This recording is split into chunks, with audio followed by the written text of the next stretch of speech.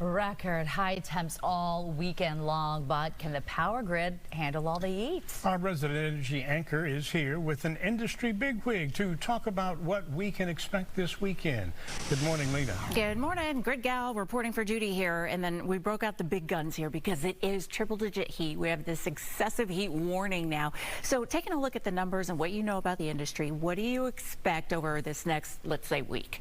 Well, I certainly think that folks are going to be feeling it, and just as the grid. I mean, look, we're now fully in a point where above average temperatures. We know that Houston last year led the country in population growth, and we still see where ERCOT's estimate of demand is not quite meeting where that population is, and so as a result, it's going to be tight over the weekend, especially with these triple-digit temperatures we're expecting. So, Joe Brettell, you are my go-to. I text you, unfortunately, all day during the entire summer asking questions about this.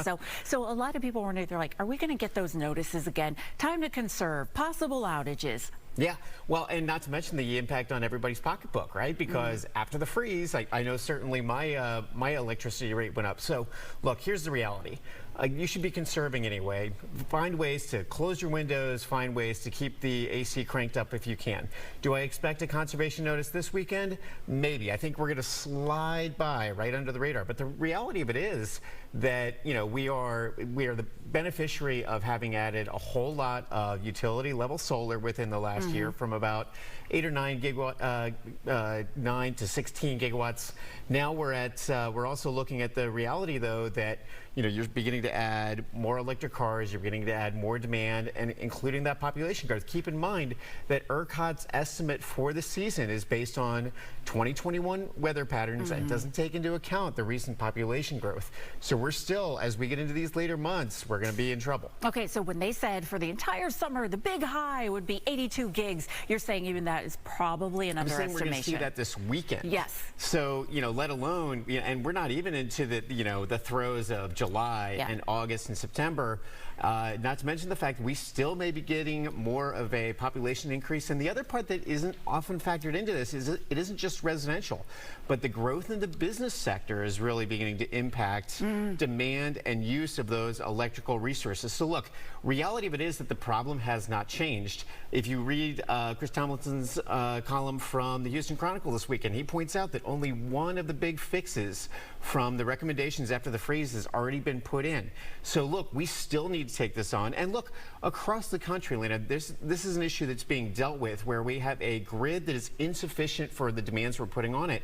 As we continue to electrify, as we continue to increase demand on that grid, we are going to have to holistically look at how do we solve this problem in a larger context. Right, it's aging. It's an aging infrastructure. Even FERC is looking at it. So when we come to like record breakers, right, 11 of them last year, you're saying conservation notices, breaking that record, it's not a matter of if, but when. Oh, absolutely. Look, the reality of it is that with our aging grid, we are trying to strap a Ferrari engine onto an old Oldsmobile, right? It's doing the best it can. It's just not built for that purpose. And so, look, you can conserve and you can do all these sort of stopgap measures, but the reality of it is that we are at the peak of the demand usage in June, right? 82,000 watts. So what do we need to do? We need to take a greater look and really find a solution. And also it comes down to communication. The utilities and ERCOT need to understand that climate change is here, that demand is ever greater, and they need to communicate and help people understand how to help themselves and how to prepare for what's ahead, because long hot summer doesn't even begin to describe it. So two-pronged approach. One, we don't have control of until an election comes up and we put people into place who are overseeing the grid, but we have nothing to do with what's coming into the grid energy-wise. What we can do at home though is conserve on our own accord, not only for the benefit of all of us, but for the benefit of our pocketbook, because the price goes up the more that we want. Yeah, I mean, look, in short, we've never had more demand of our electrical resources, but they've never been less reliable and more expensive. So look, that's the reality.